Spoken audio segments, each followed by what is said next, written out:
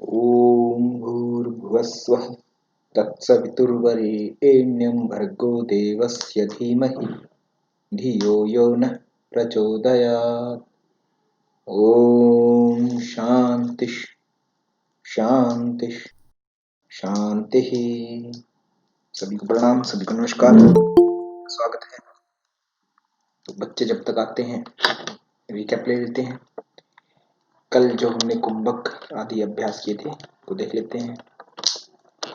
हठ प्रदीपिका में दूसरा उपदेश हम कर रहे हैं, सेकंड चैप्टर हम कर रहे हैं, जिसमें हमने षटक्रम देखा है अभी तक। षटक्रम और क्या देखा, साथ में कुंभक। ये दो मेजर थिंग है जहां से हमसे केवल इतना प्रश्न पूछा जा सकता है कि हठ प्रदीपिका में किस चैप्टर में या किस उपदेश में, किस अध्याय में षटक्रमों का वर्णन किया गया है। तो किस उपदेश में है? सेकंड चैप्टर में। कुंभकों का किसमें किया गया है? ये भी सेकंड चैप्टर में। ठीक है, तो ये पूछा जा सकता है। तो ये कॉमन सेंस आप ध्यान रखेंगे। षटक्रम और दो चीजें दूसरे ही उपदेश में बताई गई है, दो चीजें दो दूसरे उपदेश में। ठीक है, नेक्स्ट देखते हैं। फिर कुंभक कितने थे? 8 थे। सूर्य, भेदी, उज्जाई, शीतकारी, शीतली, भस्त्रिका, भ्रामरी, मूर्छा, प्लावनी।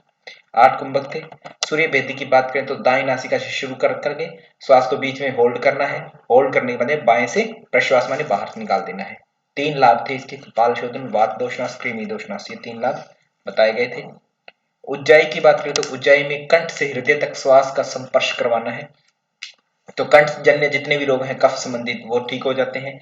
जठराग्नि प्रदीप्त होती है, नाड़ी रोग दूर होता है, जलोदर धातु रोगों का नाश होता है। सबसे इंपॉर्टेंट जहां यहाँ बात आई थी वो मैंने बताया था कि जो उठते बैठते किसी भी टाइम करने वाला जो कुंभक है, यहाँ से प्रश्न आया हुआ है दोस्तों, ये ध्यान रखेंगे और इन फ्यूचर फिर से दोहराया जा सकता है। ये जो प्रश्न है आया हुआ है और फिर से उठते बैठते किसी भी समय इसका अभ्यास किया जा सकता है। उज्जाई कुंभक, ये इंपॉर्टेंट है, ध्यान रखेंगे। फिर से रिपीट में प्रश्न हो सकता है, आ सकता है।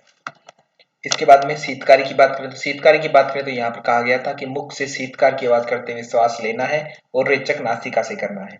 कामदेव के समान इससे शरीर सुंदर बनता है, योगिनी जो समूह है उनमें सम्मानित होता है साधक, और सृष्टि संहार कारक की क्षमता आ जाती है। भूख, क्षुधा माने भूख, तृष्णा माने प्यास, निद्रा और आलस्य से विजयी हो जाता है साधक, माने भूख और प्यास पर विजय प्राप्त हो जाती है। शीतली कुंभक की बात करें तो प्रणाली की तरह जीभ बनाकर पूरक कर नासिका से रेचक करते हैं। गुलम, प्लीहा, ज्वर, पित्त, क्षुधा, तृष्णा और विषनाश होता है इससे। इससे भी इनडायरेक्टली भूख और प्यास का नाश होता है। तो दो कुंभक पूछे जा सकते हैं आपसे कि ऐसे दो कुंभकों का चयन कीजिए जिससे भूख और प्यास पर नियंत्रण होता है। तो कौन कौन से हैं? एक तो शीतकारी कुंभक और एक शीतली कुंभक। ये दो जो हैं आपके मुख्य कुंभक माने गए हैं, शीतकारी और शीतली कुंभक। इन चीजों का आप ध्यान में रखेंगे। इसके बाद में बात करें भस्त्रिका की, तो भस्त्रिका में बताया था कि लोहार की धोखनी के समान करना है, परंतु रेचक पूरक करना है। यहां तक रेचक पूरक करने की अगर हम बात करें तो यहां तक क्या है, ये कपाल भाती ही है ना। जो ग्रंथकार ने कहा कि कपाल भाती में हम सांस को लेंगे छोड़ेंगे लेंगे छोड़ेंगे, है ना, वहां तक यही बात है। सेम रेचक पूरक करने की बात कही। उसके बाद में कहा कि जब आप थक जाए रेचक पूरक करते हुए तो अंत में कहते एक बार दाई नासिका से सांस लें, होल्ड कर लें और बाई नासिका से रेचक कर दें। तो ये बात इन्होंने की जिसको हम सूर्य भेदी के रूप में जान करके आए हैं पहले।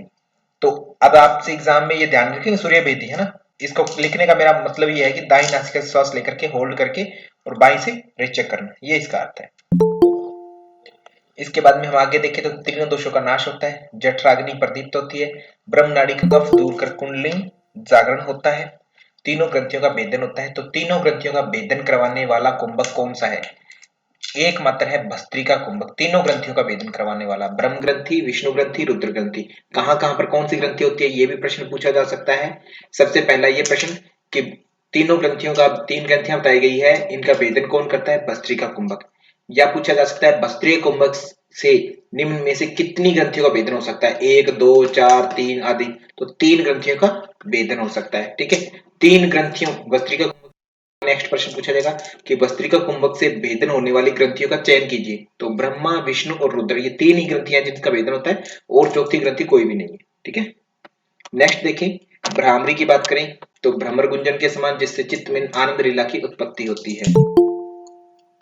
नेक्स्ट अगर बात करें मूर्छा कुंभक, जिससे मनोमूर्छा की स्थिति आती है। जालंधर बंद करके धीरे धीरे रेचन करना चाहिए। मूर्छा कुंभक पूरक करके फिर जालंधर बंद करते मतलब गले को टाइट करते हुए रेचन करना चाहिए। तो मैं फिर एक बार दोहरा देता हूँ। कल किसी बच्चे ने प्रश्न पूछा था कि क्या कुंभक और जालंधर बंद सेम है क्या, है ना। कुंभक और जालंधर बंद, है ना, सेम है क्या?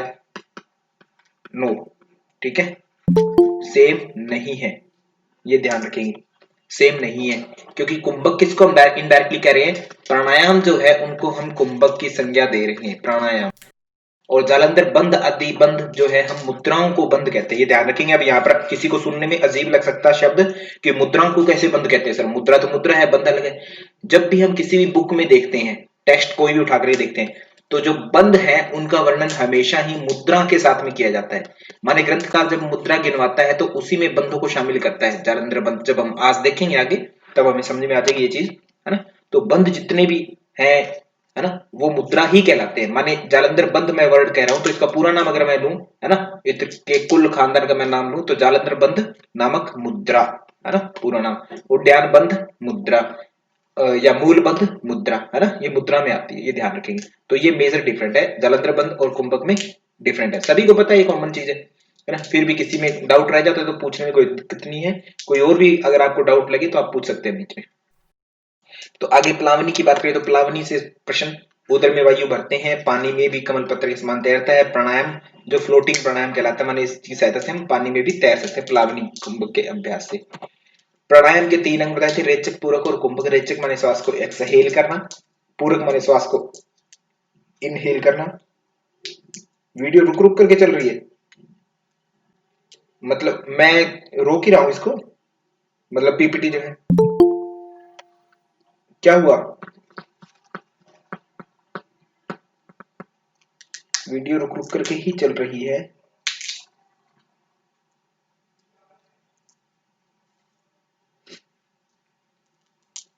क्या फरीद जी आपको सही दिख रही है? मोनिका त्यागी जी, वरुणा शर्मा जी, वरुण आहूजा जी, सुखदेव जी और अन्य सर सविता सर जी। सर सर ठीक ठीक दिख रही, ठीक दिख रही है, कोई दिक्कत नहीं। आप कंटिन्यू करिए, उनका हाँ नेटवर्क जी, इशू अमिता होगा। मौर्य जी, नहीं, यस सर, ठीक दिख रही है। ओके ओके, धन्यवाद धन्यवाद धन्यवाद। तो ये चीजें आप मैसेज में लिख सकते हैं, हाँ? कोई बात नहीं, ठीक है। नहीं, इनकी जो पिन्नी की समस्या कौन करे, वीडियो रुक रुक कर चल रही है। तो चलिए वे सभी बच्चे आ रहे हैं, आए जा रहे हैं। तो सभी से प्रार्थना है, थोड़ा टाइम 8 बजे दिया ना, तो 8 बजे हम टाइम चेंज कर देंगे, अच्छा टाइम रख देंगे कोई, है ना, जिससे आप सभी आ सके आराम से, कि एक फिक्स टाइम हो जाए। क्योंकि जब आप बीच में आते ना 10 से 15 मिनट का जब पीछे का चला गया, फिर वो चीज नहीं आती तो फिर मजा नहीं आता उसके बगैर, है ना। तो सारा का सारा आपको समझना है ना। अगर पे किया है तो सब कुछ लीजिए ना आप, है ना? आधा पूरा क्यों ले रहे हैं जब पे ही कर दिया तो। ओके, तो रेचक, पूरक और कुंभक। कुंभक की बात करें तो श्वास को रोकना। रेचक और पूरक में रेचक माने श्वास को छोड़ना, पूरक माने पूरा करना, माने छाती में श्वास भरना। कुंभक की बात करें तो दो टाइप के, अंत और बहिर। अंत माने श्वास को अंदर लिया और रोक दिया, बहिर माने बाहर छोड़ा और फिर रोक दिया।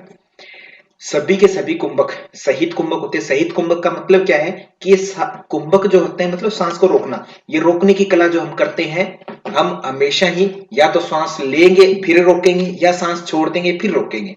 माने हमें कुंभक करते समय रेचक और पूरक सांस छोड़ने की या सांस लेने की जरूरत होती है। सामान्य मनुष्य जितने भी हैं, है ना, कल जो कह रहे थे धीरेन्द्र ब्रह्मचारी जी हैं, हालांकि ऋषियों के हमारे पास प्रमाण है बहुत से, है ना, और भी अनेक प्रमाण है कि एक समाधि में लीन हो गए, बस वहीं बैठे रहे, उनके ऊपर दिमक लग गई, परंतु वो टस से मस नहीं हुए ना। ऐसे ऐसे ऋषि भी हुए, है ना, च्यवन ऋषि नाम से काफी स्टोरीज हमें सुनने को मिलती है। बट अगर मैं प्रैक्टिकली आज की बात करूं तो ये हमें समझ में आता है कि कुंभक जो है जब भी हम करेंगे तो ऋच पड़ेगी पड़ेगी हमें, है ना, जरूरत इनकी। तो कहने का मतलब ये सारे के सारे चीजें जो है सहित कुंभक कहलाती है, माने रेचक और पूरक के साथ में जो कुंभक होता है वो आठों के आठों कुंभक जो हमने चर्चा की थी कल, वो सारे सारे सहित कुंभक है ना। एक ये जब करते रहते हैं अभ्यास तो एक स्टेट ऐसी आती है, आवाज नहीं आ रही, योगा एंड यू, आवाज सही है मेरी तरफ से? क्या आवाज सभी को तो आ रही है ना, बाकियों को तो आवाज? यस है। ओके ओके ओके ओके, ठीक है। तो हाँ, रेचक और पूरक के साथ में जब होगा कुंभक तो वो सहित कुंभक कहलाएगा। इसके बिना ही कुंभक हो जाए, माने ऐसी स्टेट आ जाए जैसे मैं कहूं कि मृत्यु हो गई किसी की, है ना, तो उसमें अब कुंभक लग गया, उस व्यक्ति की डेड बॉडी जो है उसमें कुंभक लग गया, ना तो वो छोड़ने की आवश्यकता है उसको, ना लेने की आवश्यकता है, उसका शरीर जो है बिल्कुल रुक गया, मतलब श्वास जो है उसका पूरी, ये एक कुंभक का उदाहरण आप समझ सकते हैं। ऐसे ही जीते जी माने जीवन चले और उस अवस्था में सब अंग कार्य करे, सब कुछ कर सकता है व्यक्ति, कंट्रोल पूरा बॉडी पर। मृत्यु के बाद में तो वो कुंभक ले जाता है तो उस पर तो कंट्रोल है ही नहीं बॉडी पर, कुछ हो जाए उसके साथ में ना, कोई कंट्रोल नहीं है।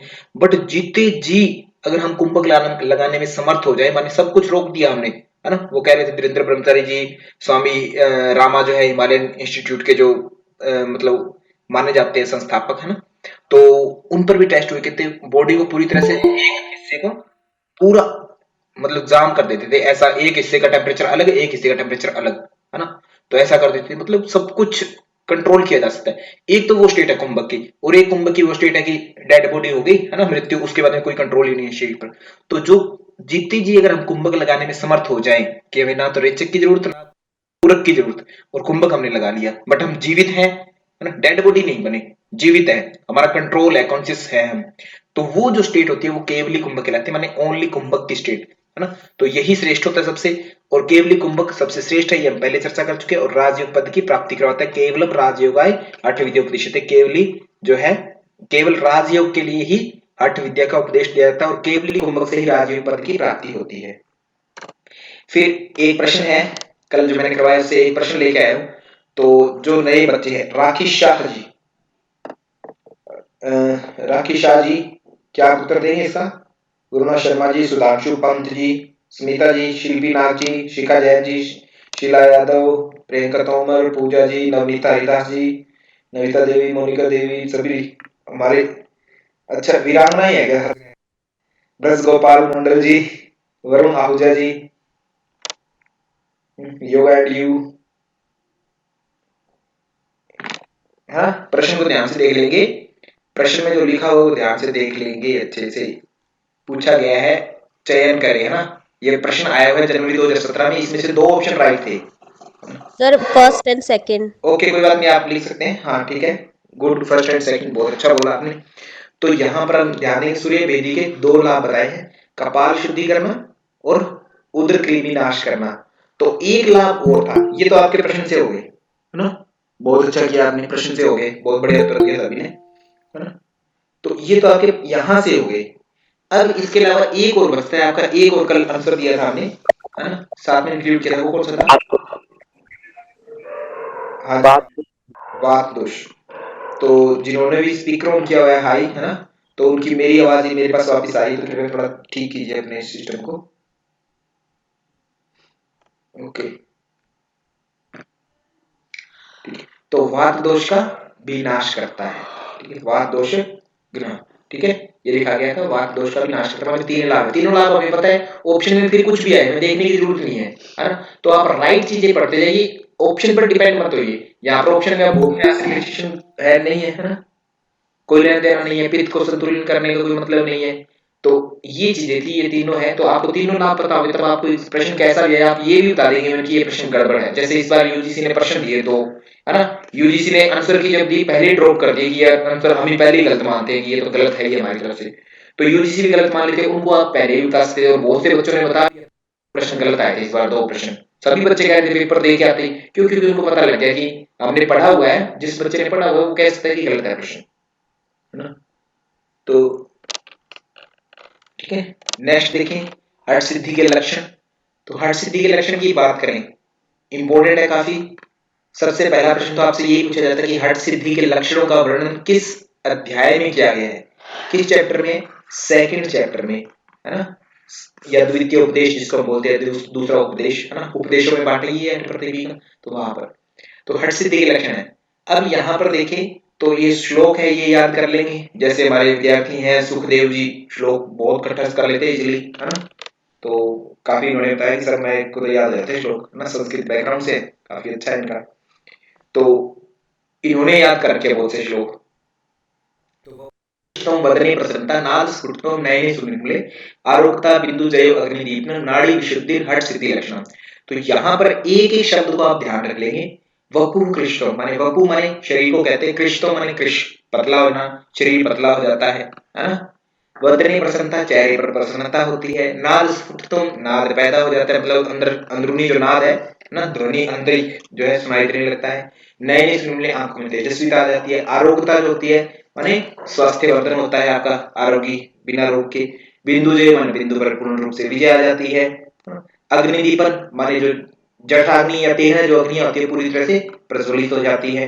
नाड़ी विशुद्धि माने नाड़ियां जितनी भी है, कितनी है नाड़ियां, हठ प्रदीपिका में कितनी नाड़ियां बताई गई है। हाँ, सुखदेव जी कह रहे हैं कि श्लोक याद करना सबसे अच्छा उपाय है। देखो श्लोक याद कर लो ना, तो इसके अलावा आपको कुछ भी और पढ़ने नहीं होती। श्लोक अच्छा याद कर लिया, आप गिन करके लगभग मैक्सिमम 800 to 1000 श्लोक याद कर लीजिए, आपका सभी का है ना नेट का पेपर 100% क्लियर। नेट की बात कर रहा हूँ, देखो मैं नेट 100% क्लियर है, चाहे आप कुछ भी हो, कैसे भी हो, कहीं से भी आते हो, ठीक है। हाँ, बेहतर है, सिंपल नेट क्लियर है। बहुत से बच्चों नेट भी उनके लिए महाभारत है। और जेआरएफ याद करना है तो भाई पूरा अच्छे से एक एक चीज को पढ़ना पड़ता है, पता नहीं प्रश्न कहाँ से आ जाए, है ना। हर चीज पढ़नी पड़ती है फिर तो, हिंदी भी और संस्कृत भी। तो हाँ, 72,000 नाड़ियां हठ प्रदीपिका में 72,000 नाड़ियां मानी गई है। तो उनकी शुद्धि जो होती है, उनकी शुद्धि हो जाती है। तो हठ सिद्धि के लक्षण माने हठ योग आपने किया, आसन किया, आपने कुंभक किया, चक्र किया और हठ सिद्धि मिल गई मान लो, तो आप कैसे पहचानेंगे हठ सिद्धि आ गई? तो कहते हैं ये लक्षण आ गए अगर किसी व्यक्ति में, तो सिद्धि हो चुकी है ना। तो ये है, ठीक है। तो ये एक पॉइंट इंपॉर्टेंट है, यहाँ से प्रश्न आया हुआ है और इन फ्यूचर फिर से आ सकता है, तो ध्यान रखें इसका। शरीर का पतला हो जाना, चेहरे पर प्रसन्नता, नाद का पैदा होना, आंखों में तेजस्विता, स्वास्थ्य, बिंदु पर विजय, जठराग्नि प्रज्वलित और नाड़ियों का मल रहित होना, नाड़ियों की शुद्धि हो जाना, यह सिद्धि लक्षण है।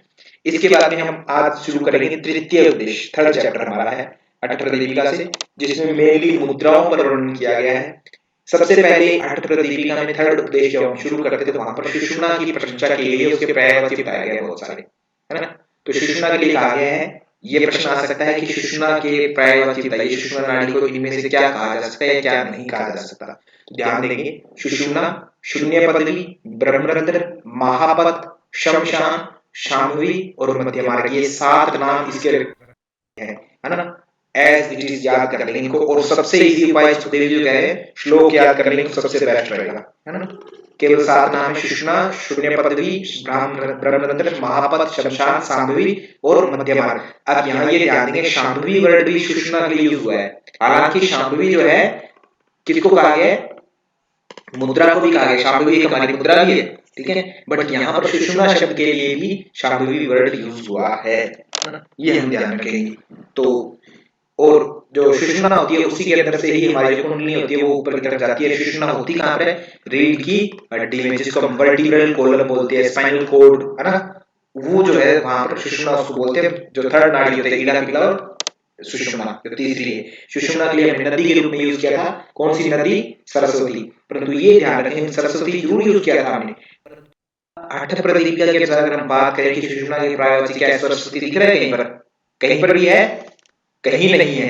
तो अगर आपसे प्रश्न पूछा जाए कि हठ प्रदीपिका के अनुसार सुषुम्ना को क्या कहा जाता है ना, तो सरस्वती अगर ऑप्शन में आया तो क्या टिक करेंगे, नहीं, नहीं टिक करेंगे। क्यों, क्योंकि यहाँ पर नहीं कहा गया, केवल 7 नाम बताए हैं, है ना, इनमें सरस्वती नहीं है। परंतु इन जनरल, जैसे कि कल हमारी बात चल रही थी कि गंगा नदी, ऐसे प्रश्न आया था कि ईड़ा, पिंगला और सरस्वती, इन ईड़ा, पिंगला और सुषुम्ना, इन तीनों को नदियों के अनुसार मतलब ऑप्शन में चयन कीजिए, तो उसमें सुषुम्ना को सरस्वती देखा था। सरस्वती भी कहा जाता है, इसमें डाउट नहीं है, बट हठ प्रदीपिका में क्योंकि ये बात नहीं आई तो हम इसको टिक नहीं करेंगे। बस मेरा कहने का मतलब है इतना सा, ठीक है। आगे बात करें मुद्रा और बंध की, तो मुद्रा की बात करें तो मुद्रा जो होती है बंध, बंधने धातु में घई प्रत्यय बंध शब्द बनता है ना। बंध, बंधने धातु में घई प्रत्यय लगाकर बंध शब्द बनता है। मुद्रा, मुद हर्ष धातु में रक प्रत्यय लगाकर मुद्रा शब्द बनता है ना। तो ये थोड़ा सा देख लेंगे क्योंकि कई बार यहाँ से भी प्रश्न आ जाता होता है। मुद्रा का अर्थ होता है हमेशा एक तरह से प्रसन्नता की अवस्था या कीमती वस्तु, है ना, तो उससे अर्थ होता है। हठ प्रदीपिका में कितनी मुद्राएं बताई है, 10 मुद्राएं। एक प्रश्न यहाँ से आ गया, जिनमें 4 बंध शामिल है ना। चतुरंग योग एक बात होता है तो हठ प्रदीपिका में हमने शुरुआत जब इंट्रोडक्शन किया था तो हठ प्रदीपिका में चतुरंग योग की हमने बात की थी। चतुरंग योग 4 प्रकार का योग माना गया है। क्या क्या है? आसन, कुंभक, मुद्रा और नादानुसंधान चतुरंग योग में, है ना। तो आसन कितने माने गए हैं? 15, कुंभक 8, मुद्रा 10 और नादानुसंधान माने नाद की अवस्थाएं जो है 4 अवस्थाएं मानी गई है। कौन कौन सी? आरंभ, घट, परिचय, निष्पत्ति अवस्था, ये 4 अवस्थाएं मानी गई है। ठीक है, इनको हम ध्यान रखेंगे। ये हो गया आसन, कुंभक, मुद्रा, नादा अनुसंधान, ये 4 चतुरंग योग के क्रमानुसार क्रम याद कर लेंगे, कौन सी चीज कितनी मानी गई ये भी याद रखेंगे। फिर हम बात करते हैं मुद्राओं की। जैसे हमने बात की थी हठ प्रदीपिका में आसन के बारे में कि आसन के 3 लाभ बताए गए हैं, है ना। क्या क्या थे? आरोग्य, स्थैर्यम, आरोग्यम, चल अंग लाघवम, है ना, लघुता। ये 3 लाभ थे आसन के। में याद रखेंगे, बार बार मैं इसलिए लिख रहा हूँ ताकि आपको बार बार दिमाग में आपके चलती रहेगी, हाँ ये बात हुई थी। और मैं फिर बोल रहा हूँ कि सिलेबस बहुत ज्यादा बड़ा हो जाएगा बाद में जाकर के, आपको समझ में नहीं आएगी अगर अभी से साथ के साथ लेकर के नहीं चलोगे। क्योंकि लाइव क्लास का मतलब ये है कि आपको धीरे धीरे थोड़ा थोड़ा करके और उसको रटते जाइए धीरे धीरे, है ना। समझ में आ जाए चीजें तो बहुत अच्छी बात है, ना आए तो जो कंठस्थ करने वाली चीजें हैं जैसे अभी सुषमा के नाम बताए वो रटनी है ना। उनको समझ करके क्या समझना है ना, उनको रटना ही है। हाँ, वेरी गुड पूजा जी, बहुत बढ़िया।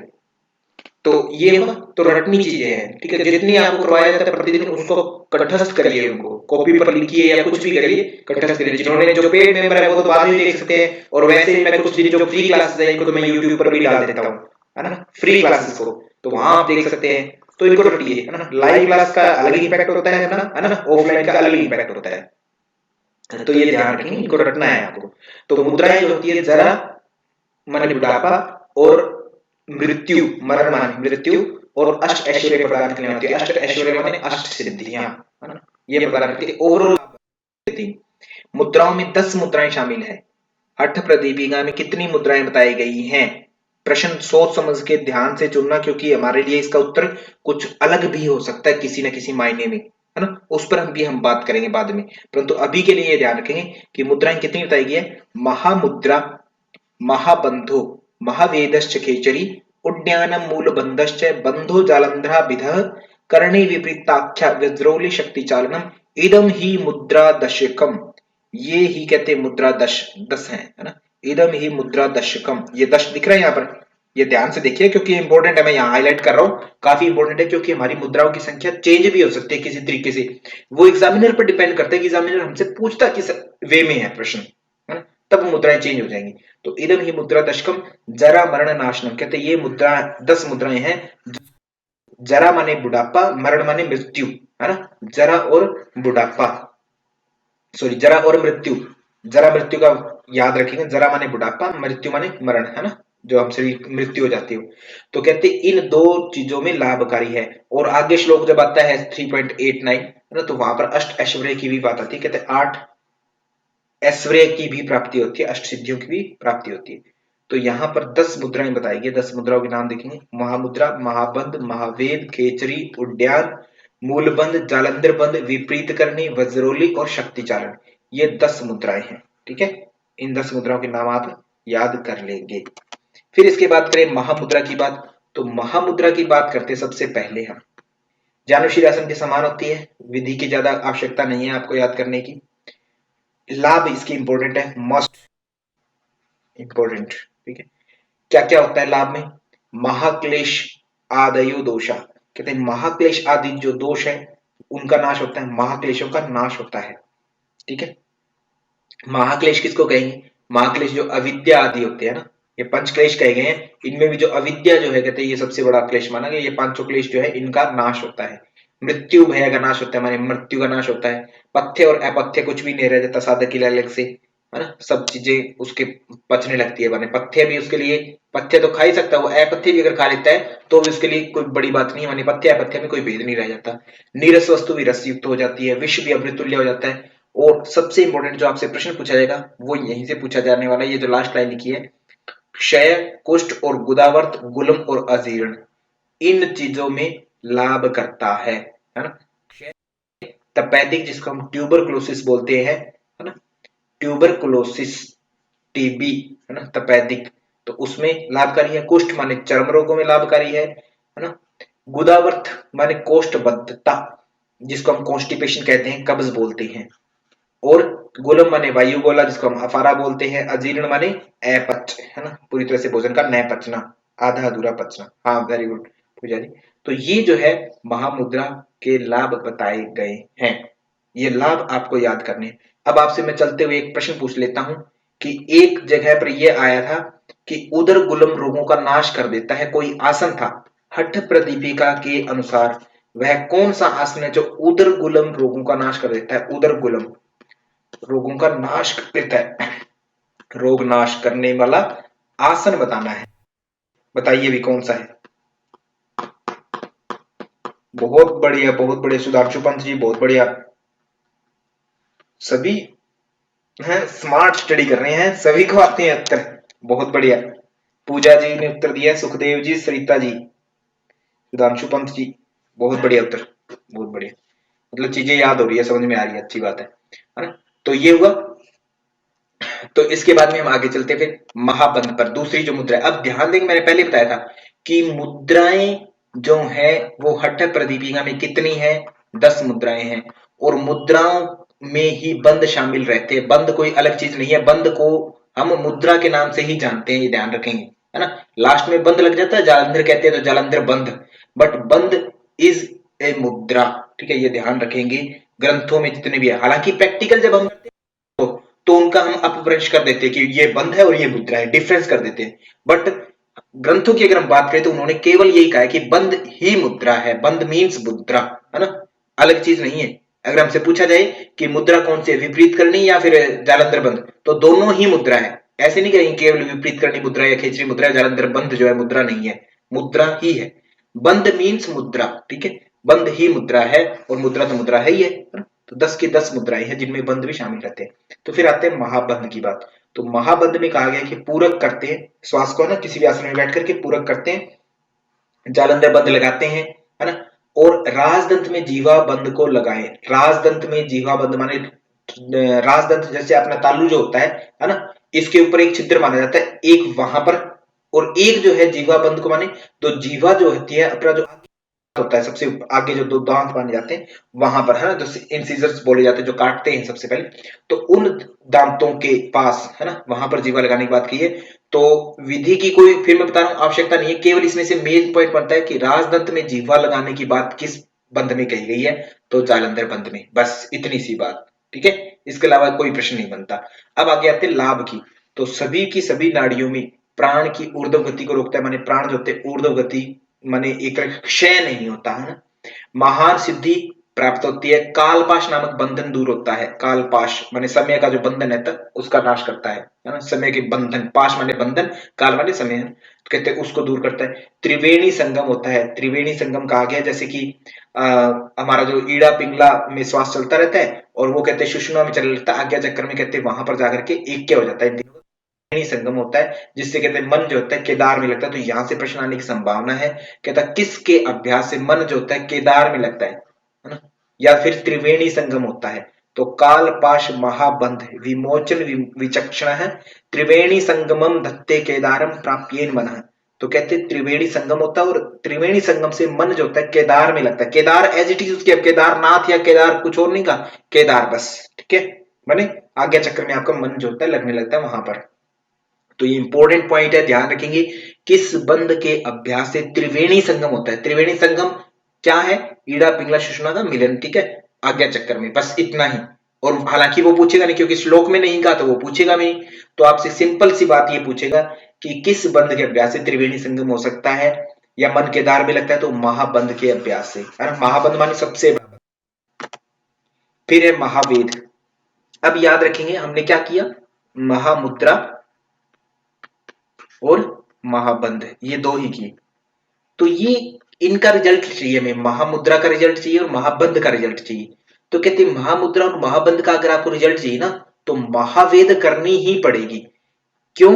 क्योंकि कहते महामुद्रा और महाबंध, कहते ये शक्तिशाली जरूर है ना, अच्छी बात है, परंतु ये एक तरह से उस स्त्री की तरह है, इनकी स्त्री से तुलना की है।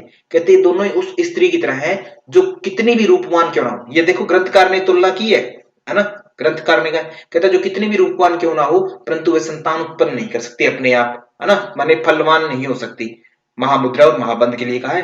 तो ऐसे ही कहते महावेद जो होता है उसको करोगे तब भी कहते महाबंध का पूरा लाभ आपको मिलेगा। तो ये लाइन देखेंगे, रूप लावण्य संपन्ना यथा स्त्री पुरुषम विना महामुद्रा महाबंधो निष्फलो वेद वर्जितो। कहता जैसे रूपवती नारी बिना पुरुष के फलहीन है, माने संतान उत्पत्ति नहीं कर सकती, वैसे ही महामुद्रा और महाबंध के जो है दोनों के दोनों महावेद के बिना अधूरे हैं। तो ये प्रश्न आया हुआ है और फिर से आ सकता है कि महामुद्रा, है ना, और महाबंध किसके अभ्यास के बिना फलहीन है या अधूरे माने जाते हैं? तो महावेद के बिना अधूरे माने जाते हैं। तो याद कैसे रखेंगे? तीनों का देखो एक ग्रुप है ना, महाशब्द तीनों के आगे लगता है, महा महा महा सभी के आगे लग रहा है, महामुद्रा महाबंध महावेद, माने तीनों ही एक दूसरे के बिना अधूरे हैं ना। तो ये पूछ लेगा आपको डायरेक्ट समझ में आ जाएगी पूछ क्या रहा है एग्जामिनर, हमें उत्तर क्या देना है। महावेद जो होता है उसके बिना ये दोनों अधूरे हैं, बंध और महामुद्रा, ये रिजल्ट नहीं दे सकते, ऐसा ग्रंथकार कहता है। फिर आगे कहते हैं कि महाबंध करते हैं तो इसके साथ में कंठ मुद्रा माने जालंधर बंध लगा कर दोनों हाथों जमीन पर रख कर कुल्लो की ताड़ना करना। माने हम क्या करते हैं, आपको ज्यादा याद नहीं रखना, इसमें इतना ध्यान रखना है। एक तो प्रश्न ये बनता है, देखो प्रश्न जहां बनता है बस वही चीजें याद रखो, सब्जेक्टिव में ज्यादा जाओगे दिक्कत हो जाएगी, क्योंकि वहां से प्रश्न ही नहीं बनना और मैटर हमारे पास बहुत ज्यादा है ना। पढ़ना चाहो तो आप बुक में पढ़ सकते हो, बहुत अच्छा एक्सप्लेन किया हुआ है बुक में, हठ प्रदीपिका ज्ञान संहिता में पढ़ सकते हो, है ना, वहां पर सेम ही है दोनों के दोनों। तो वहां अगर आप देखेंगे सबसे मेन पॉइंट, सबसे पहला प्रश्न तो यहां से बनता है, कहता महामुद्रा और महाबंध किसके बिना अधूरे हैं, किसके बिना फलहीन है? तो किसके बिना? महावेद के बिना फलहीन है। नंबर 1 प्रश्न यहां से क्लियर। दूसरा प्रश्न आता है कि सबसे इंपॉर्टेंट, हाँ जी कोई बोलना चाह रहा है क्या? सबसे प्रश्न है यहां से आता है हमेशा ही महावेद के बारे में। एक प्रश्न तो ये हो गया कि महामुद्रा और महाबंध किसके बिना फलहीन है, संतानहीन है ना, माने रिजल्ट नहीं दे सकते, तो किसके बिना? महावेद के बिना। Number 1 point clear. दूसरा प्रश्न सबसे इंपॉर्टेंट जो बहुत बार रिपीट हुआ है और आगे भी होगा, वलितम पलितम, है ना, वलितम और पलितम। वलितम माने वल्य, है ना, जो हमारी स्किन में वल्यकार हो जाते हैं, मतलब झुर्रियां सी पड़ जाती है, झुर्रियां माने बुढ़ापा एक तरह से, ठीक है, वैसे झुर्रियां होता है इसका अर्थ, झुर्रियों का मतलब ही बुढ़ापा होता है ना। तो बुढ़ापा टाइप में या फिर झुर्रियां आप बोल सकते हैं, दोनों ही वर्ड यूज कर सकते हैं, यहाँ लिखा हुआ है, ठीक है। तो वलितम, पलितम माने पक जाना, है ना, बालों का सफेद हो जाना, है ना, पलितम का अर्थ होता है सफेद होना अथवा बालों का सफेद होकर के पक करके और भी ज्यादा लगना, है ना, जड़ना, ठीक है, तो ये हो जाता है इसका अर्थ। तो पलितम और पलितम में कौन सी मुद्रा लाभदायक है? सबसे इंपॉर्टेंट प्रश्न, सबसे इंपॉर्टेंट यहां से प्रश्न है और बहुत बार आ चुका है और आगे भी आएगा, ये ध्यान रखना है। वलितम और पलितम ये हुआ। अब इसमें एक चीज हो रहा है, वेपघ्न। वेपघ्न का अर्थ होता है कंपन, किसी किसी का शरीर जो होता है बहुत ज्यादा अनावश्यक रूप से ज्यादा कंपन करने लगता है, ठीक है, तो उसमें भी ये लाभकारी है तीनों रोगों में। तो अब प्रश्न ये आ जाता है कि वलितम पलितम और वेपघ्न इन तीनों रोगों में लाभकारी मुद्रा का नाम बताएं, तो कौन सी है? महावेद। आगे इसके बारे में हम कुछ और भी जानेंगे एक्स्ट्रा बातें, तो ये ध्यान रखेंगे। वलितम पलितम शब्द जो है हमारे लिए काफी इंपॉर्टेंट है ना। गैरेंट संहिता में भी इसके बारे में रिलेट हम जानेंगे और हठ प्रदीपिका में एक वलितम पलितम, यहां पर ये देख लेंगे आप अच्छे से कि महावेद के विषय में कितनी चीजें आई हैं। 3 चीजें आई हैं यहां पर। क्या क्या कहा गया? कहता एक तो इसे वलितम, एक पलितम, है ना, और एक वेपघ्न। तो आपको जो शब्द हैं संस्कृत भी याद रखनी है, वलितम पलितम वेपघ्न एज इट इज, और इनके अर्थ भी होने चाहिए, झुर्रियां और बालों का पकना, सफेद होना, और वेपघ्न माने कंपन, है ना, ये हिंदी में भी याद रखना है क्योंकि एग्जामिनर हिंदी में भी दिया है एक बार प्रश्न को और एक बार संस्कृत में भी दिया है इसने, एग्जामिनर ने प्रश्न आपको पूछा है यहाँ से, तो ये फिर से पूछे जा सकते हैं। तो दोनों अर्थ जरूर पता होना चाहिए आपको, हिंदी और संस्कृत दोनों में।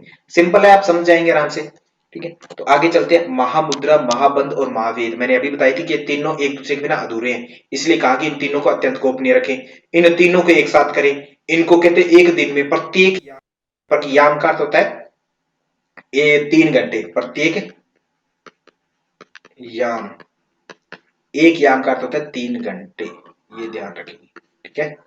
या फिर आप एक पहर जब कहते हैं, एक पहर, आगे शब्द आएगा पहर, उसका अर्थ भी 3 घंटे ही होता है ना। तो 24 घंटों में कितने पहर होते हैं या कितने याम होते हैं? 24 घंटे में कितने पहर होते हैं? 8 प्रहर होते हैं या 8 याम होते हैं, ठीक है, 8 पहर। तो ऐसा वर्ड भी यूज करते हैं ग्रामीण कई बार, जो हमारे दादा दादी या बुजुर्ग जो होते हैं वो, है ना, तो यूज करते हैं इस चीज को भी। तो ये आपको पता चल जाएगा, घर पर बड़े बुजुर्गों से बात करें तो समझ आ जाएंगे वो। तो इसके आगे अगर हम बात करें, सबसे इंपॉर्टेंट जो है, कहते हैं महामुद्रा, महाबंध, महावेद, इन तीनों का अभ्यास दिन में कितनी बार किया जाना चाहिए? तो दिन में 24 घंटे होते हैं, दिन में हर 3 घंटे के बाद एक बार करेंगे तो 8 बार का हो जाएगा, ठीक है, 8 बार एक दिन में। तो इससे लाभ जो होते हैं, जरा मृत्यु का नाश, जठराग्नि, अणिमादि सिद्धियां, पुण्य प्राप्ति और पाप नाश हो जाता है, ये लाभ मिलता है यहाँ पर। खास इंपॉर्टेंट नहीं है, बस इसकी इंपॉर्टेंस जो है यहाँ से है कि तीनों का संगम है, महा महा महा, है ना, महामुद्रा, महाबंध, महावेद। महाशब्द 3 के आगे लगता है, 10 मुद्राओं में से केवल 3 चीजें ऐसी है जिनके आगे महावर्ग लगता है, सबके आगे नहीं लगता, ठीक है। तो ये ध्यान हो गया। उसके बाद में अगर हम देखें, 3 घंटे बाद में करना है, प्रत्येक 3 घंटे में, और तीनों का जो जोड़ा है, तीनों का जो तिकड़ी है कि इनको 8 बार करना है एक दिन में, और कितने कितने समय बाद में? 3-3 घंटे बाद में। प्रश्न किस फॉर्म में पूछा जाएगा वो ध्यान रखेंगे, आप समझेंगे कि आपसे ये पूछा गया कि कितनी कितनी देर बाद करना है, या ये पूछा गया कि 24 घंटे में कितनी बार करना है। 24 घंटे की बात करें तो 8 बार हो जाएगा, और कितनी एक एक याम के बाद, याम माने 3 घंटे। आगे चले, खेचरी मुद्रा सबसे श्रेष्ठ मुद्रा है, खेचरी मुद्रा सर्वश्रेष्ठ मुद्रा, खेचरी पहले हम बता चुके हैं। यमों में श्रेष्ठ मिताहार, नियमों में श्रेष्ठ अहिंसा, है ना, आसनों में श्रेष्ठ सिद्धासन, मुद्राओं में सबसे श्रेष्ठ जो है खेचरी, और कुंभकों में सबसे श्रेष्ठ केवली कुंभक। ये चीजें हम चर्चा कर चुके हैं पहले अध्याय के अंत में ही, ग्रंथकार ने बता दिया, स्वामी स्वात्माराम जी ने बता दिया। यहाँ पर अगर हम देखें, खेचरी मुद्रा सर्वश्रेष्ठ मुद्रा है, जो होती कैसे? जीभ को पलट करके होती है, ऑब्वियस बात है, जीभ आपकी सीधी है, इसको आप मोड़ करके पीछे गले के अंदर जैसे हम निवाला निकलते हैं तो उधर निकलने की कोशिश करो, इसको उल्टा करके, है ना, ऊपर से बैठ करके। तो ये जो यहाँ दिखाई गई तस्वीर में, है ना, जीभ को ऊपर करके बैंड कर दीजिए आप। ये खेचरी मुद्रा का एक तरह से सूचक है ना। हालांकि खेचरी जो वास्तविक में होती है वो अलग तरीके से होती है, और भी इसका आप ज्यादा मतलब इसके लिए क्षमता चाहिए होती है खेचरी मुद्रा करने के लिए, काफी खतरनाक मुद्रा है ना। अगर हल्का सा भी इसका गलत अभ्यास हो जाए तो हमारा नुकसान हो सकता है बहुत ज्यादा, शरीर का, बोलने का, इवन के बोल भी नहीं पाएंगे। तो कपाल कुहर में जीभ को प्रविष्ट करना और दृष्टि को भ्रूमध्य में रखना, यही क्या है? कीचड़ी। तो कपाल कुहर में जीभ को लगा देना और दृष्टि को भ्रूमध्य में रख देना, ये खेचरी मुद्रा कहलाता है। इसके बाद में अगर देखें तो इसमें 3 चीजें होती है, छेदन, चालन और दोहन, 3 चीजें होती है। कहता है इस क्रम से जीभ को लंबा करना है। तो जीभ को क्योंकि हमें कपाल कुहर में लगाना है, कपाल पर यहाँ से बैंड करके आप ऊपर लगा देंगे, यहाँ से बैंड करके यहाँ पर ऊपर तक लेके जाना है ना, पिट्यूटरी आसपास तक लेके जाना है यहाँ तक, क्योंकि कहते हैं कि हमारे शरीर में, कहते हैं एक तो चंद्रमंडल है, एक सूर्यमंडल है। सूर्यमंडल है वो नाभि में है ना, जहाँ पर जठराग्नि पैदा होती है। चंद्रमंडल कहते हैं वहां से कहता है रस आपका टपक रहा है निरंतर, और वो निरंतर जा करके आपकी नाभि जो है वहां पर सूर्यमंडल में गिर करके खत्म हो रहा है, खराब हो रहा है ना, नष्ट हो रहा है। कहता उसको अगर संभालना है तो कहता जीभ से आप उसका टेस्ट ले लीजिए, या तो ये कर लीजिए या उसको आप ऊपर कर लीजिए, सूर्यमंडल को और चंद्रमंडल को नीचे कर लीजिए, ताकि रस आपका यहाँ गिरे ना। वो तो विपरीत करनी हो जाएगी। यहाँ पर जब जीभ से हम रसपान कर लेंगे यहाँ से, तो वो क्या हो जाएगी? खेचरी मुद्रा। तो खेचरी मुद्रा का एक्चुअली में जो कहा जाए तो सोमरस पान के लिए खेचरी मुद्रा होती है। तो यहाँ पर सबसे इंपॉर्टेंट जो चीजें आपको ध्यान रखनी है, प्रश्न बन रहा है सभी से। एक तो खेचरी मुद्रा है क्या, क्या क्या होता है? कपाल कुहर में जीभ प्रविष्ट होती है और दृष्टि जो होती है भ्रूमध्य में रहती है, तब जाकर खेचरी मुद्रा होती है। दृष्टि भ्रूमध्य में लगाना है जरूरी। फिर इसमें 3 चीजें होती है, छेदन, चालन, दोहे, कला क्रमेण वर्धये तावत। कहता छेदन होगा, चालन होगा, दोहन होगा। तो यहाँ से ये क्रम पूछा जा सकता है आपसे, कभी अभी तक पूछा नहीं गया है, तो इन फ्यूचर कभी भी पूछा जा सकता है, हो सकता है इसी एग्जाम में पूछा जाए। छेदन, चालन और दोहन मान खेचरी में 3 क्रियाओं का क्रम बताएं, है ना, खेचरी में तीनों क्रियाओं को क्रमानुसार रखें। तो एक ऑप्शन दे देगा चालन छेदन दोहन, एक दे देगा चालन दोहन छेदन, और एक राइट जो होगा छेदन चालन दोहन। माने सबसे पहले हम काटेंगे जीव को नीचे से और फिर चालन करेंगे, मूवमेंट करेंगे और फिर उसका दोहन करेंगे। तो अब इसको समझते हैं। तो खेचरी मुद्रा में सबसे पहले कहते हैं कि हमारी जीभ छोटी है क्योंकि कपालपुर में लगानी है, तो इसके लिए क्या करते हैं, जीभ के जो नीचे हमारा बंद लगा होता है जीभ का, है ना, तो जुड़ी रहती है हमारे नीचे वाले मैंडिबल जबड़े से, नीचे वाले जबड़े से, तो उस जबड़े से इस जीभ को यहाँ से जो होता है हटाना जरूरी होता है, तभी वो लंबी होगी। हाँ पूजा जी, व्योम चक्र भी होता है, इसी का नाम पूजा जी, इसी का नाम है व्योम चक्र है, वो आगे देखेंगे हम। ठीक है, तो जीभ जो होती है नीचे से जुड़ी होती है मैंडिबल से, तो उसको कहते हैं कि आप क्या कीजिए, एक थूहर के पत्ते के समान, थूहर अथवा स्नूही, है ना, एक पत्ता होता है तीखा होता है काफी, है ना, अगर लग जाता है तो चोट भी लग सकती है उसे, तो स्नूही पत्र माने थूहर के पत्ता होता है, तो उसका पत्ता लीजिए, उसके पत्ते के समान कोई शस्त्र लीजिए, माने कोई तीखा हथियार लीजिए, कहते चाकू आदि कुछ भी तीखा, और उससे जीवा मूल को काटे। जीवा मूल माने जो जीभ से नीचे जुड़ा हुआ है, यहाँ पे इस जगह से जुड़ा हुआ है ना, उसको कहता है काटिए, काट दिया। कहते उसके बाद में सैंधव माने नमक और हरड़ चूर्ण से मालिश करना है। सबसे इंपॉर्टेंट पॉइंट यहाँ से फिर आ गया, एक तो आया छेदन चालन दोहन कर्म, एक आ गया मालिश किससे करनी है, सैंधव माने नमक से और हरड़ चूर्ण से, इन दो चीजों से मालिश करनी है जीभ के नीचे वाले पार्ट की। ये क्लियर हो गया, सैंधव और हरड़ चूर्ण से दो ही चीज बताई है।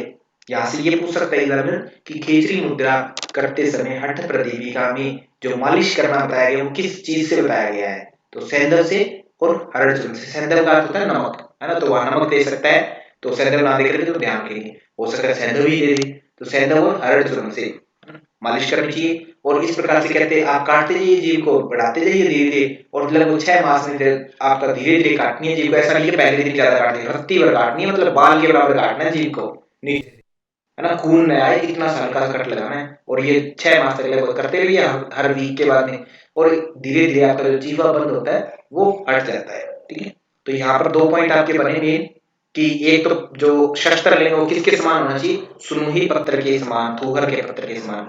ठीक है, और मालिश जो करनी है वो किससे करनी है, सैंधव से और हरड़ चूर्ण से, इन दो चीजों से मालिश करनी है। और इस प्रकार कहते हैं जब जीभ लंबी हो जाती है, कट जाती है, तो उसको जब हम कपाल कुहर में लगा लेते हैं, तो अगर हमने क्षण मात्र भी अगर जीभ को ऊपर लगा लिया, कहते हैं विष व्याधि मृत्यु जरा आदि रोग नाश हो जाते हैं। ये हुआ। अब इसके बाद में जो पूजा जी कह रहे थे सर इसको क्या व्योम चक्र भी बोलते हैं, ये खेचरी को व्योम चक्र भी बोला जाता है। ठीक है, ये प्रश्न आया हुआ है कि किसे व्योम चक्र कहा जाता है, तो खेचरी मुद्रा को व्योम चक्र कहा जाता है। व्योम का मतलब होता है उल्टा चक्कर, है ना, तो ये एक तरह से जीभ जो होती है हमारी उल्टी हो जाती है, इस तरीके से व्योम कहा जाता है इसको।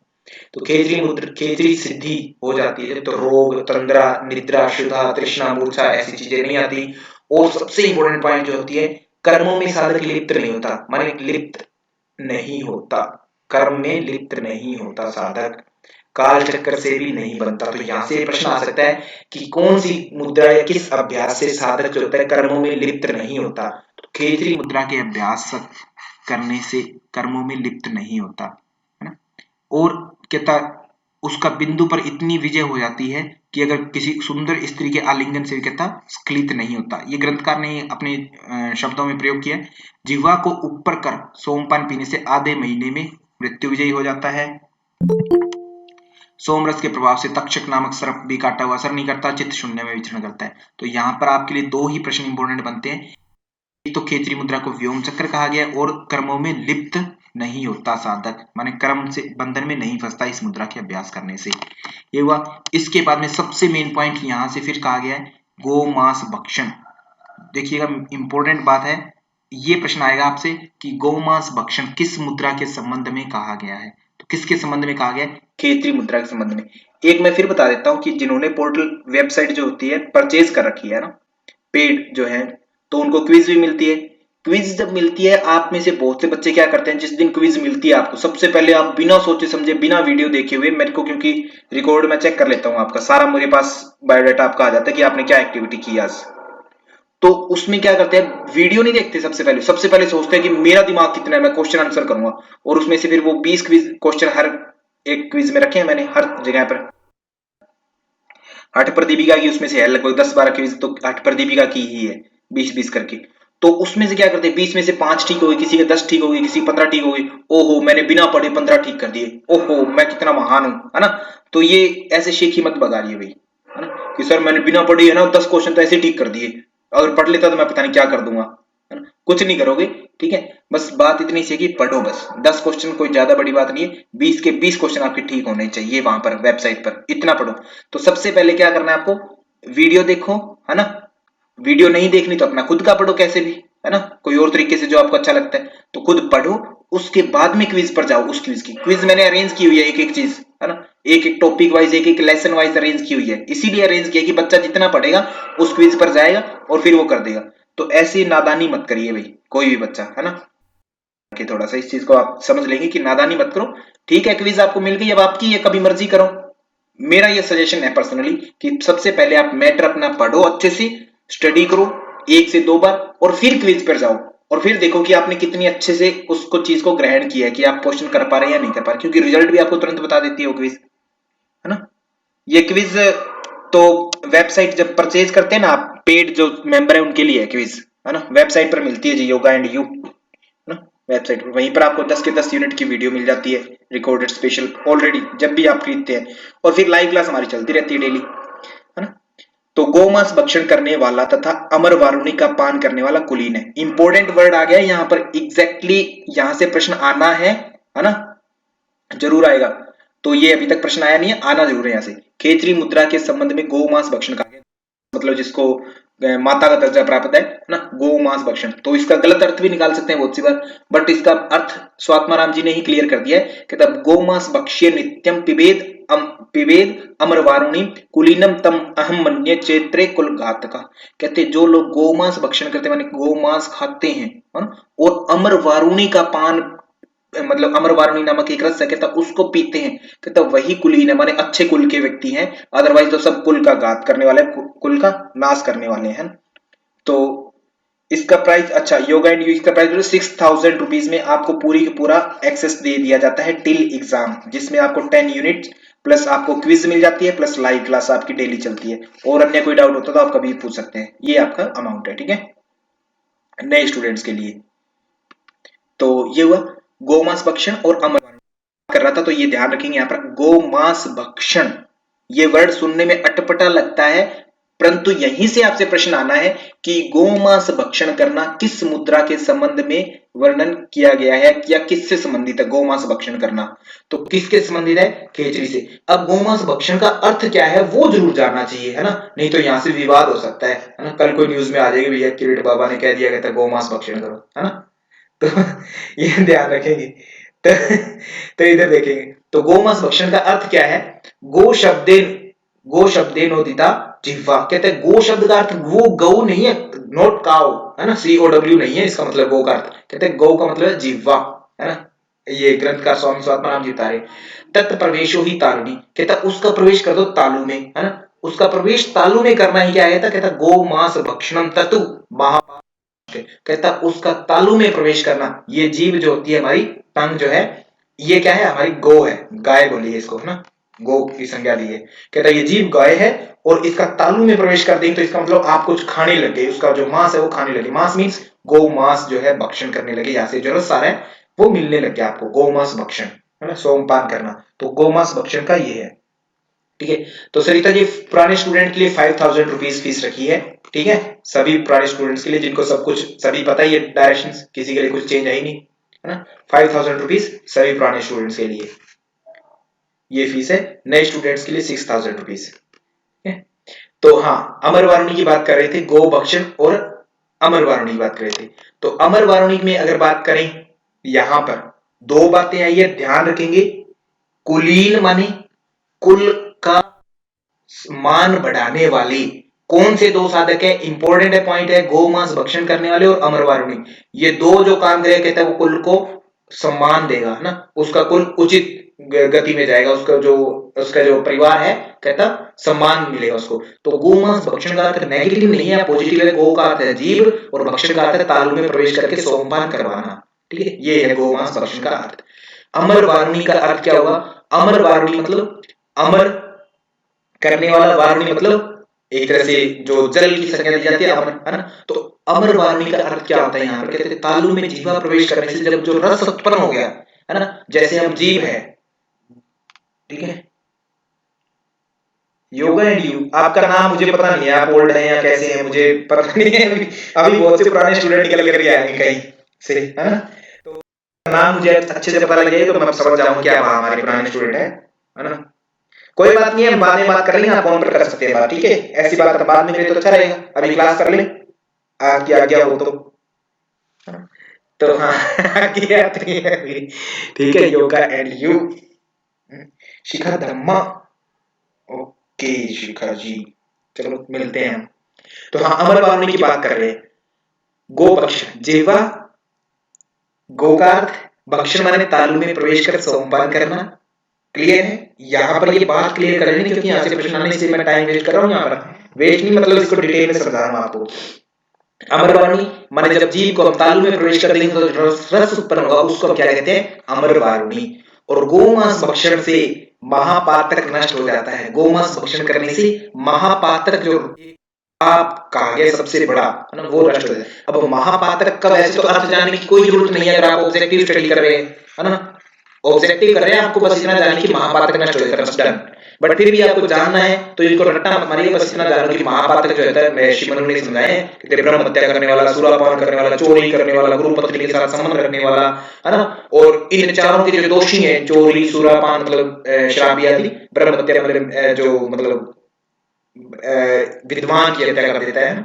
तो इन चारों के साथ मित्र जिससे रिलेशन भी होगा, जो मित्रता निभाएगा वो भी कितना गंदा है ना, वो भी पापी है, महापातक का अधिकारी है। तो महापातक गोमांस भक्षण करने से क्या हो जाता है, फायदा क्या होगा, महापातक जो होता है सबसे बड़ा पाप है, वो नष्ट हो जाएगा।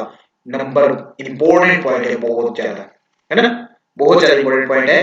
तो यहाँ से एक एक पॉइंट आपके एग्जाम का हिस्सा हो सकता है। देखिए सबसे पहला प्रश्न कि किस मुद्रा से संबंधित गोमांस भक्षण का वर्णन है, खेचरी मुद्रा से, है ना। कुलीन योगी किसे कहा है, स्वामी स्वात्मानंद जी ने, गोमांस भक्षण करने वाला और अमर वारुणी करने वाला। गोमांस भक्षण में गो शब्द का अर्थ किससे है, गो शब्द का अर्थ है जीवा से, भक्षण का अर्थ क्या है, तालु में जीव को प्रवेश करवा देना। अमर वारुणी का मतलब क्या है, जो रस उत्पन्न हो जाता है, जब जीव और तालु मिल जाते हैं तो रस उत्पन्न होता है, जो मीठा मीठा, है ना, उसको कहते हैं अमर वारुणी, अमृत करवाने वाला, ठीक है। और उसके बाद में अगर बात करें, गोमांस भक्षण से महापातक नष्ट होता है ना, क्लियर। उसके बाद में खेचरी के बारे में और बातें जानी, तो खेचरी से अगर हम कहें, सबसे पहले जो जीव अगर हम प्रवेश करवाते हैं तो हमें सबको पता है कि नासिका में हमारे क्या रहता है ना, नमकीन टेस्ट होता है, वही चीज रहती है नासिका में। तो जो नमक की तरह टेस्ट आता है शुरुआत में तो आपको अंदर की तरफ से, बाहर आने पर वो मैला कुचैला दिखता है हमारे नासिका से, जब हम निकालते हैं उसको ना, साफ करते हैं नासिका को, तो अलग रंग का होता है। बट अंदर की साइड से अगर हम उसको देखें, फ्लूइड को, श्लेष्मा को, तो वो बिल्कुल प्योर होता है, सफेद दूध की तरह, है ना। कभी कभी आपने नाड़ी शुद्धि आदि का अभ्यास किया है तो देखना नासिका से सफाई होती है एकदम से, तो वो बिल्कुल बिना मिट्टी मिले होता है। तो सफेदी से आप नाक साफ करते हैं कभी भी सफेद होता है ना। और इसमें अच्छी चीज करने की बात नहीं है, कोई सभी के साथ होता है, ह्यूमन बीइंग है, सबका ही होता है ना। तो दूध की तरह सफेद होता है, इसलिए उसको उसके लिए क्षीर वर्ड भी यूज किया जाता है। ये समझाने की मैं कोशिश करूं, क्षीर ना, जो नासिका से द्रव्य निकलता है वो क्षीर माने दुग्ध, दूध की तरह बिल्कुल सफेद जो है ना, वो निकलता है। कहते हैं सबसे पहले जीव जब आप कपाल कुएं में लेकर के जाते हैं तो आपको सबसे पहले नमकीन टेस्ट आता है, फिर कड़वा सा आता है, फिर अम्लीय आता है, फिर दूध जैसा आएगा, फिर मधु माने शहद जैसा, और फिर घी की तरह टेस्ट आता है। और जब घी की टेस्ट आने लगता है तो वैसे उस साधक पर क्या रिजल्ट आता है, कहता तब उसका शरीर जो होता है, कहता शस्त्र का कोई प्रभाव नहीं होता उस साधक पर, कोई काट नहीं सकता उसे, है ना। अणिमा आदि अष्ट सिद्धियां हो जाती है। अष्ट सिद्धियां वैसे तो योग सूत्र का है, योग दर्शन में बताई गई है। तो वहां पर अष्ट सिद्धियों का मतलब क्या है ये ध्यान रखें, अणिमा, गरिमा, महिमा, लघिमा, वशित्व, ईशित्व, प्राप्ति, प्राकाम्य। अभी के लिए आप इनको 8 हैं, इनको याद करने का इतना याद रखिए कि अगम नाम का एक लड़का है, अगम, है ना, लव, है ना, इप्रा एक लड़की है ना, अगम, लव, इप्रा, है ना। तो ऐसे अणिमा, गैसे गरिमा, मैं से महिमा, ल से लघिमा, वैसे वशितम, ई से इशितम, और प्रा दो वर्ड हैं, दो बार हैं, प्रा मतलब प्राप्ति और एक प्रा मतलब प्राकाम्य। तो बाकी आपकी मर्जी है, जैसे आप ट्रिक से यूज करें, जैसे याद करना चाहें, और आप ऐसे याद कर सकते हैं, ठीक है। अगर क्रमानुसार आप याद कर सके तो। बाकी इसके सीक्वेंस जो रहते हैं योग सूत्र में हम अच्छे से देखेंगे, इस पर डिस्कस करेंगे वहां पर। तो ये चीज हुई।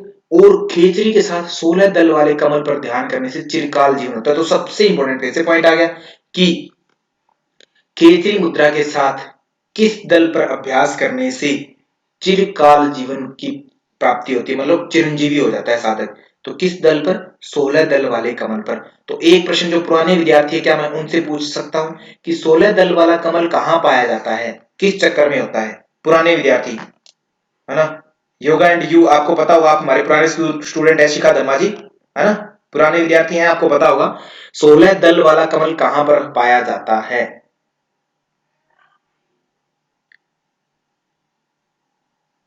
शीला जी बहुत बढ़िया, नए विद्यार्थी हैं फिर भी इनको याद हो गया, बहुत बढ़िया शीला जी, आपकी ग्रोथ अच्छी है, बहुत अच्छे से पढ़ रहे हैं आप।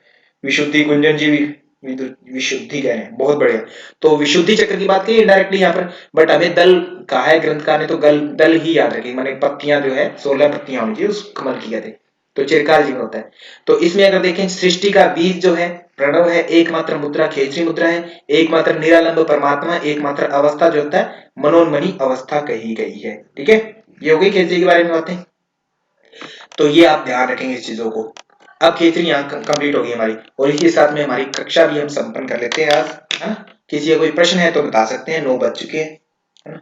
मुझे लगता है किसी का कोई प्रश्न है या नहीं।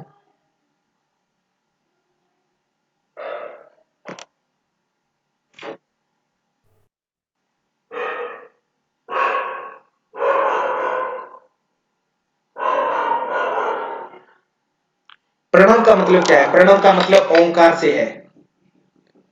प्रणव का मतलब ओंकार।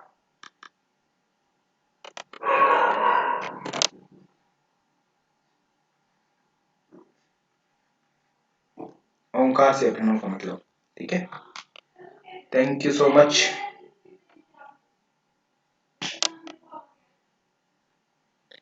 शांति पाठ कर लेते हैं।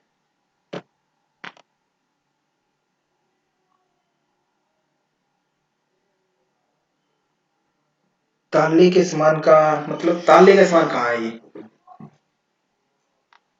ताले के समान का मतलब तले के समान का मतलब